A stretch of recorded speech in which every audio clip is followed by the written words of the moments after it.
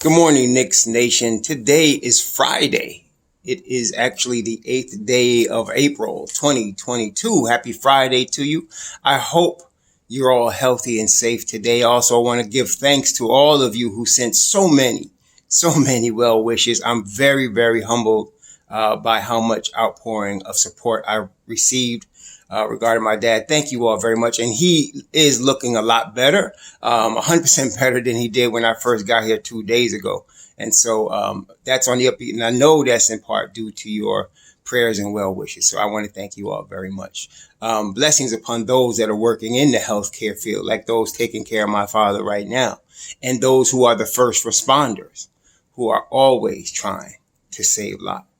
Blessings also upon those that pick up garbage for us to keep streets, sidewalks, highways clean, and those that make deliveries for our convenience. And double blessings upon the men and women trying to deliver the victims of child molestation, the victims of pedophilia, of prostitution, child prostitution, pornography, child pornography, sex slavery, human trafficking, and double curses on the perpetrators, the perverts, and the profiteers who are out here every day trying to victimize and molest and traffic in human suffering.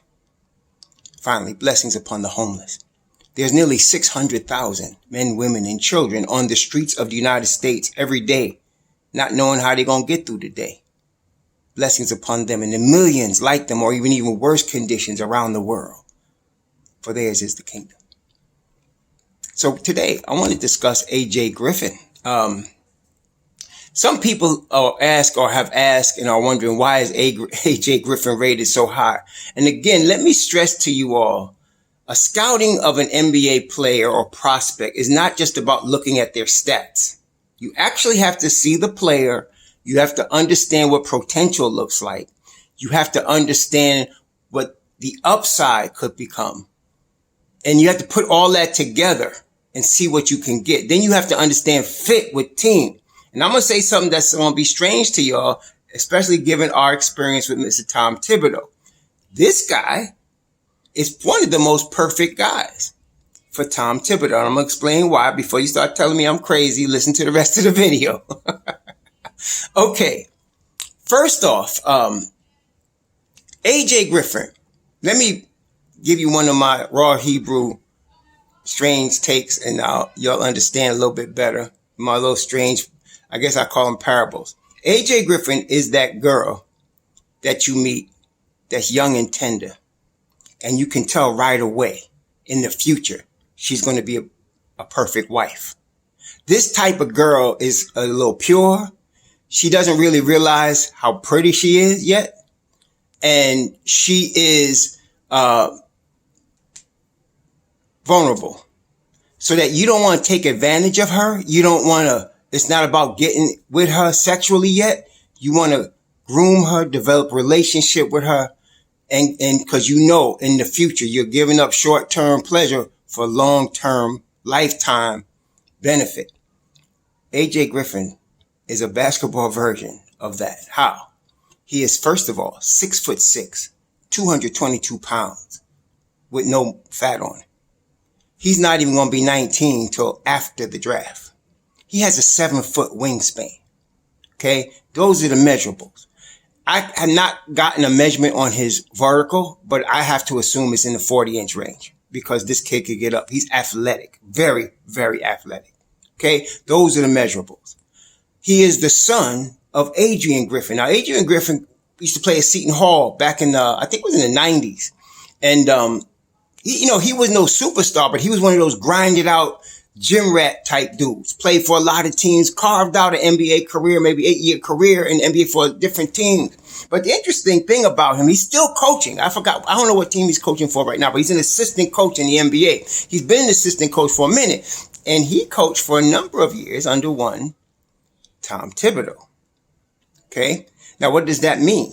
That means Tom Thibodeau ain't going to show but so much hatred and despise toward this rookie. Okay. It's not going to mean he's going to play. But that's getting me to my next point. I'm not picking AJ Griffin for him to play 30 minutes next year. I'm picking AJ Griffin at age 18 for him to play in 2 years. I want him in the G League. I want him getting development. Foundationally, because he's the son of not only just a former NBA player, so that he understands, he's been around the business of the NBA, and he will have guidance, very strong guidance in his agent, in his money, and the people that are around him, which is very, very important, more important than most people realize for an NBA player. That's number one. Number two is because of being the son of a coach, he knows the game. He knows how to play the game the right way. Okay. Defensively, he's about as good as you can expect an 18-year-old to be. Footwork is very good. Awareness is very good, although he loses focus sometimes, but that's what you're going to expect that with a kid that young. And he really does make very good use of his 7-foot wingspan in a couple of ways. Like, for example, on the defensive end, of course, he knows not to go for the pump fake, and he uses the length to put his arm up and just hold his position. The 7-foot wingspan becomes a big thing right there, because now he can really at least add some disturbance to the shooter, right? He likes to move in a wide stance, which, some people criticize, because it looks like, he overextends his stance, but that's just him. If you see him, he's kind of almost bow-legged. He does everything from a wide stance. He shoots. That's just his natural thing. But what I like about it is that when he goes to dribble, because again, he knows how to play the game the right way, he keeps his head up, and his length of his arms is so long that he can still have a low dribble. Like, he don't have to bend his knees as low, say like a Iverson. If you watch Iverson, when he was in his prime, when he played, he was always very low to the ground, and extremely, obviously, one of the quickest players to ever play in the NBA. But the way he was close to the ground made it very difficult for players to stay with him. AJ Griffin gets low to the ground, but his length of his arms keeps the ball low, and his head is up, so that's very good for being able to see the floor. Now, he's not a point guard, he's a wing, but he could play a wing that can handle the rock very well, like his fellow Dookie, RJ Barrett, right? So he can really be that guy where you can initiate offense through him, and he's obviously right now on the Duke team, he's not the number one option. Paolo's the number one option. You have Mark Williams. You got some guys that are number one options. I forgot if it's Mark Williams. I think it's the center there. But you got some guys that are options ahead of him. Okay. It's about 3 guys actually. So he plays that secondary, tertiary role, and he plays it well. So if he had to do that on the Knicks, that would not be a problem. He's not going to be a guy that demands the basketball. But he's going to be, and again, two other things. See, when I go to look at a player, I just let y'all know there's 2 things I'm looking at. I'm looking at defense, and I'm looking at efficiency. If a guy could bring those 2 things in college, then I'm not very concerned with the rest of the things going forward, right? Starts with the defense and the efficiency. And then I'm looking almost equal to defense is his basketball IQ. There's a lot of guys that people get all hyped about because of their physical attributes in terms of being able to dunk, being able to, shoot or just show flashes offensively without ever looking at the defense and then the IQ of the kid, right? And so, no, this guy has the athleticism, the physical attributes, probably one of the best in terms of measurements, attributes for a wing in the draft. One of the best. Not the best, but there's a couple of guys, but one of the best as far as attributes for a wing. Mathurin is like that too. This kid is different, but yeah, that's what I'm saying. They got a couple of wings like that. I would not put him, and I would believe his father and Thibs, because you go ahead and believe Thibs knows the guys that used to coach with him. Like, Griffin is one of his guys. I'm talking about the elder. And so he's going to know this is like a son to Griffin. It's going to be like a son to Thibodeau. Son, like quickly, right? But so this guy, though, he probably won't play. And I think everybody will agree on a coaching staff, because I think he needs a year of the G League. And y'all need to stop looking at the G like it's some sort of shameful thing. I wish the Knicks had put Frank Ntilikina, Kevin Knox in the G League. They would be better basketball players right now. Okay. Now, they did that with Deuce, and I'm glad they did that in that sense, because you want them to get those reps. I don't even know who the Knicks G League coach is. I know it used to be Mike Miller, but he's not there anymore. But Mike Miller's a really good coach, right? So you want them in some good situations with a solid coach in the G League that's keeping close connection with Thibodeau and with the brass on the front office. Now, if you was to draft for AJ Griffin in the lottery, or, you better believe they're going to keep in touch with his development, right? As far as his youth is concerned, just in terms of his youngness and coming out of college as a freshman like that, it's like Jaren Jackson Jr. when he came out of Michigan State. His father also was an NBA player, a grinded out type of dude, and he was very young coming out of Michigan State with all kind of potential. And then all of a sudden this year, I think this is his third or fourth season, he has blossomed into what you thought he was going to be when he was a freshman at Michigan State. I don't even think he started at Michigan State. He came off the bench, I believe, that year. So that's what I'm looking at with AJ Griffin. And I'm saying, give him the time. Don't push this kid this is a kid you don't want to push too quickly. Okay, this is one you don't want. Everybody is all hyped when they see the new Christmas present in the draft and you want to take it out and ride it hard. Don't do that with this kid. Let him develop, because down the road, you're going to have something. See, really and truly, if it wasn't the way, because the money's out there, all that, this is a kid you want to really see in college another year. I'd like to see him another year at Duke, really, and let him be the dominant force next year. Probably be top 3 in the draft next year if he did that. Him and Sharp, but at Kentucky. But the way things are now, you're going to get 18-year-olds coming out of high school next year that's going to be in the draft. So that's the way it is. So I don't want to force him and rush him, though. I want him to develop slowly, because we're going to have a real star in our hands in 2 years when he's 20. When he's 20. So I want that G League time for him. I want him to develop down there, and I want him to be ready. He's not Jericho Sims when he's coming into the league. He's already 23. No, this is not him. Even his father, at the time, so a lot of people don't realize, in the 90s, in the 80s, in the 70s, even in the early 2000s, guys didn't really come in the league when they were 19 and 18. That was rare. They came in the league, they were 22 already.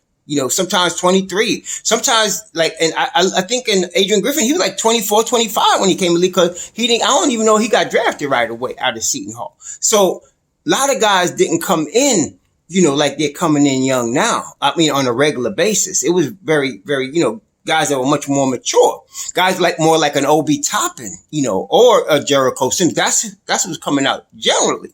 But now, when they're coming out at 18, 19, 20, you got to be careful. And that's my concern with RJ. You don't want to ride him too many minutes early, because that's just going to short circuit his career. Okay? It really is. It's just going to short circuit his career. That's my concern. But with a guy like this, AJ Griffin, put him in the G League. I know y'all going to think people always trying to rush him. Don't rush him. Put him in the G League. Let him play there a year or two. At least a year and a half. Then bring him up. Okay. And then treat him like the way Thibodeau treat Quickly, right? So when Quickly Quickly come out as a rookie, and he coming off the bench pretty steadily, right? And then this year he's coming off the bench again, but he's getting more playing time. Now everybody's knowing Quickly should be starting, right? And I believe probably if they don't go out and and I don't think the Knicks need to go get no point guard. I really don't think they need to do that. Between Quickly, Joku Bidas, and Deuce, I think we got that covered. We don't need a point guard. I think our point guard problems are solved. Okay. I'm finding that most people still looking for a point guard don't really understand what we have, number one. And then there's a lot of other people that continually in Knicks Nation are looking across the fence, across the field, and thinking something is better than what they already got. Okay. But between Joku Bidas and Deuce and Quick, we got it solved. I think we done right there. Especially when you getting a guy like an RJ, where you can run the offense through him. There's no need. I don't think there's a need to get another point guard right now. Okay. You just got to not get ball stoppers. That's it. You just got to not have ball stoppers. Okay. And y'all know who I'm talking about. If you don't have ball stoppers on your team and you're moving the basketball and you got a decent point guard, you're going to be all right. Okay. So I'm not worried about point guard. So if they let Quick come through next year and start. And even though, I've been on record, I like Deuce better. I think Deuce is a better point guard than Emmanuel Quickly. But Deuce is coming out his rookie year. Quick has had more development from Thibodeau personally. So let's let that happen, man. I don't mind that, And then they got D Rose as a mentor. If they keep him, they got D Rose as a mentor. So I like this. So let's move forward. Remember, this is year 2 of the rebuild. I know Thibodeau ain't caught that memo yet, but I think he's catching it now. This is year 2 of the rebuild right here. So we're going into year 3. Okay. It's time to start Emmanuel Quickly. It's time to start Obi Toppin, right? It's time to re-sign Mitchell Robinson. It's time to continue with RJ Barrett as the focal point of the offense. Okay. It's time for Grimes. It's time for Cam, right? Okay. So that's year 3. And if you get an AJ Griffin, I don't think we get him. I don't know if we're drafting high enough to get him, but if we do, we should get him because, and again, it's not for next year. It's for a year and a half from now, maybe January of his second year. You start bringing him off the G League. You start bringing him off the bench. Okay. You start bringing him in. And then his third year, you start really bringing him off the bench solidly, depending on what's going on at that time. Cause at that time, you got to deal with Cam's contract. You got to deal with, Obi's contract. You got to deal with, at that time, Quickly's contract. So you don't know what's going to happen. We don't know. That's 2 years from now. But now you got this kid ready to come in and play, right? That's what I'm saying. And at that time, he'll only be 20, so he's still, this kid is pure upside, but the upside is not like a maybe. If you treat him right, if you groom him right, you got a long-term star with this kid right here. His body is strong, so you give him 2 more years of development in the G League or a year and a half at least and let him grow into this body some more and let him learn the nuances of the game coming from a coach's son and then having Thibodeau who knows his father very well. He coached under, Griffin coached under Thibodeau. That is very good situation for this kid. See, Thibodeau could really be a really good coach with two things. Number one, you got to take the vets from him because he don't know how to act with vets. He just don't. Number one. Number two, you need an offensive coordinator with him and you need to make him listen to the offensive coordinator. That's Leon's role. If you do that, the defensive side, and as far as whipping you to get in shape and pay attention to details, you want Thibs for those young kids. You want that. And if they can't handle that, let them walk. I want a disciplinarian, somebody that put foot in behind, somebody that's going to say, I need you on the defensive end. I need you to be awake and ready, right? That's what you want.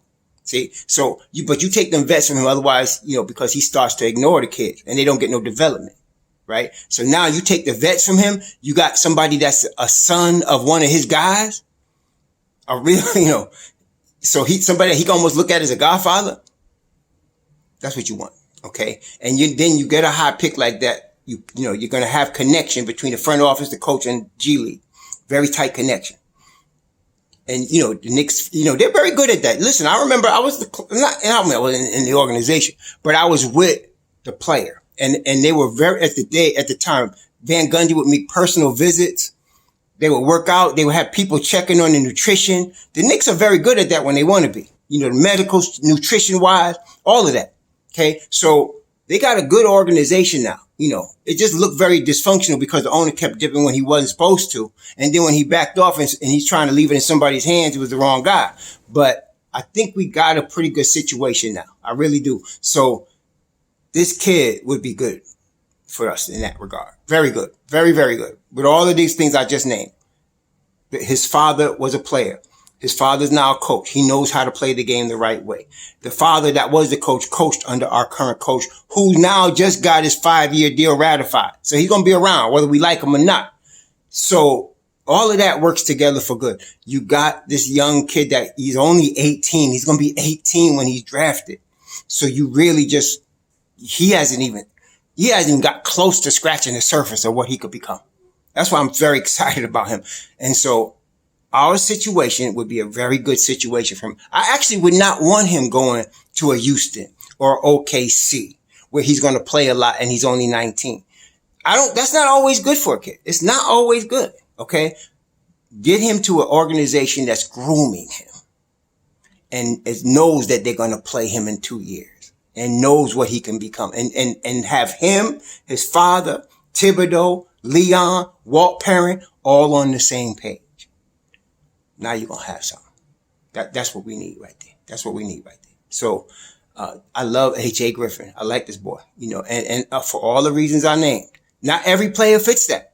Okay. The combination of having connections with the coach, connections with the front office, having been the son of a coach and player, and has tremendous upside. Somebody might mention Brunson in the same breath. Brunson will never be 6'6", 220 of solid muscle with a 40-inch vertical. He's not going to be that with a 7-foot wingspan.